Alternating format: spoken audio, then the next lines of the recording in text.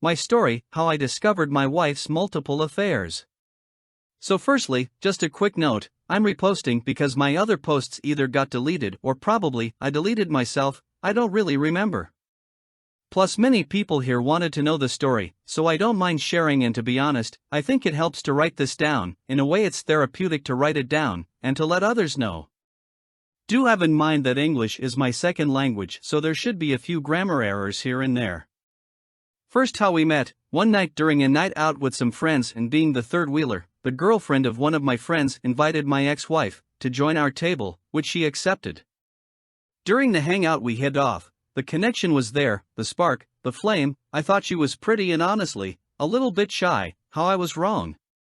After that night, we went on a date, but before that I purposely gave my contact wrong to see if she kept the interest. She managed to find me in FB, and added me as a friend. We started texting, and thus the first date was made. On that same date I kissed her. We were sitting on the couch of a club, and I thought to myself, the worst that can happen is getting slapped. So I asked, "Can I kiss you?" She stared at me like a deer in the middle of the road, then her face came closer, and bam, big old smooch. After that she started coming to my house more and more frequently, and after a small argument I said that I loved her. Bear in mind that this was the first time I knew that I indeed loved her, not lust or passion, just simply love. She texted, "Do you really love me?" I responded, "Yes I do." She asked, "Do you want to be my boyfriend?" I of course said yes. I know, massive red flag. After that we started dating and everything went alright. She met my friends, which many in fact would betray me after, and everything felt nice. She introduced me to her parents and I introduced to mine over Christmas, in 2019. She wanted to start a family and wanted to have children as soon as possible. Now I see that she gaslighting me. I've always wanted to take more slowly, but I loved her at the time, plus I also wanted to be a father. She wanted to get married, and so we did. We got married at the beginning of the next year, 2020. We moved in with her parents, and since I was the only one with a job, I brought all of my income to the household. She never got a job, either because she didn't want or was unlucky, I don't know, although I did know that she never touched her pension for the medical leave. All stored up. And I was penniless. The bills kept coming and the payments were done. Fast forward a few months, I get the suspicion that something's off. By this time I had managed to clear her name from a previous husband's debt, and her mother's, and was still paying her car. Also I paid for an operation for her to get thinner for her health. She was quite obese. Like pretty big. She didn't exercise and fast food was her go-to meal. I, on the other hand, since I was a chubby guy since childhood, tend to take caution, but at that time I was also very big. I knew something was off, but I couldn't point it out. She would constantly belittle me, criticize me, and tell me to man up. I kept quiet, and just assumed it was my fault. I didn't want to lose her.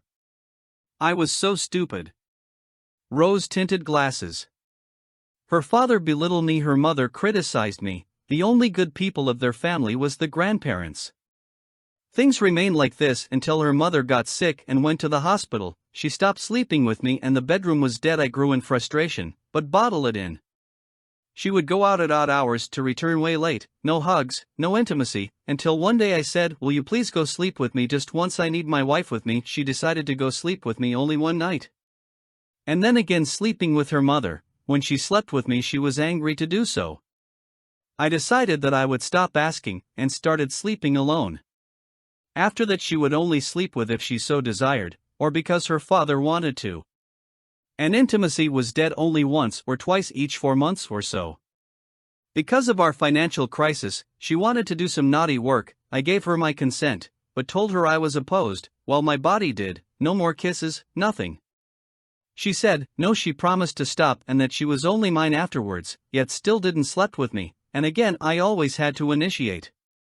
My frustration grew. Fast forward to this year, January, my mom gets diagnosed with breast cancer. I warned her I wanted to go and see my mother. She said she couldn't come because she had a course starting on February. My guts start giving a warning sign.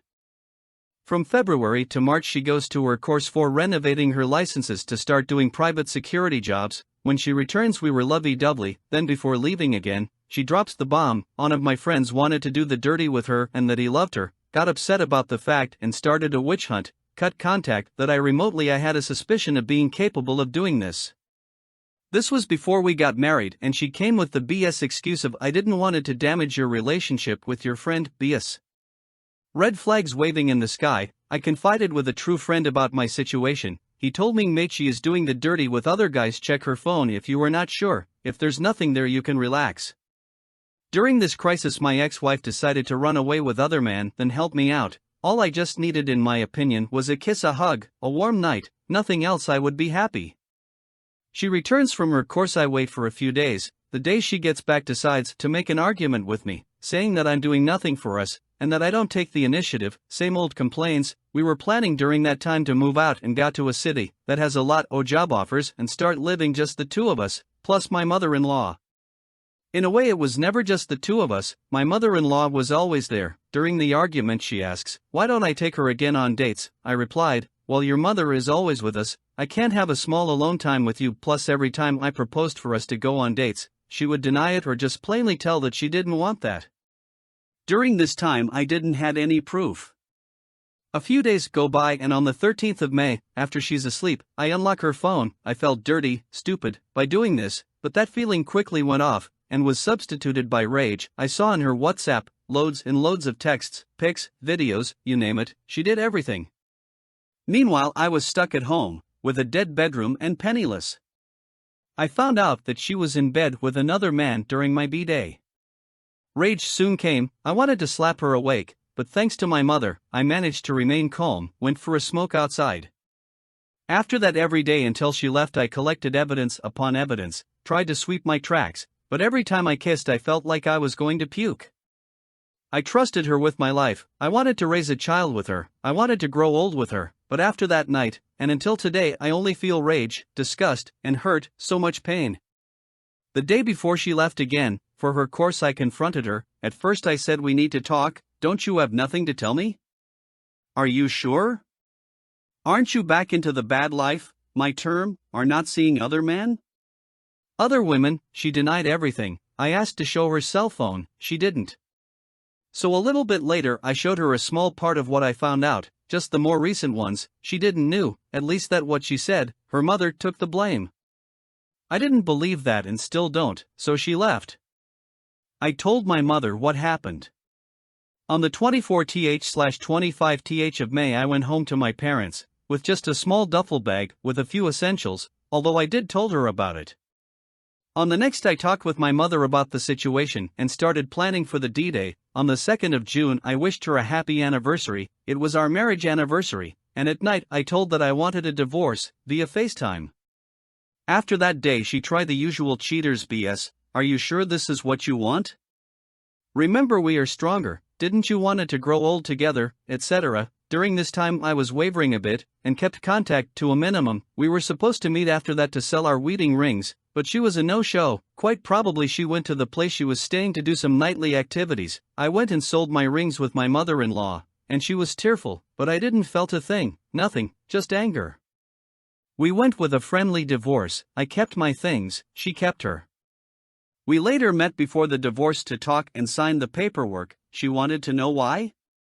I told her, you neglected me, you didn't sleep with me, you didn't had intimacy with me, you didn't care, you always told I was your first priority, but your actions told me otherwise.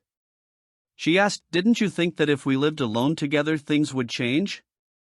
I believed for a while, but you never changed, and the day never came. I never cheated on you. I don't believe that, and never will. Can we at least remain friends?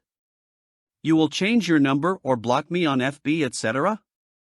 Sure, I won't. I blocked her. After the divorce, I've maintained an NC policy to this day. The anger has mellowed out, it's still there. I hate her for what she did. She transformed a pure thing into plain hatred and hurtful feeling. One day I will forget, but never forgive. I don't know if she has read it or not, but one thing I can say, there's hope. Working out makes me feel better, playing video games, and many other hobbies have been resumed on my part. I'm moving on. The scars are still there, but I will do whatever I can to get over this. I'm going to go to a psychiatrist on October, and should get a new job on the area I'm living now. It's time to close this chapter. Thank you all for the support. I hope that my story inspires you a bit, and remember, it hurts, but it will pass. If you need someone, I'm here to help. Good luck, guys and girls, you deserve better. P.S. At the time I got married, I was 25 and she was 23.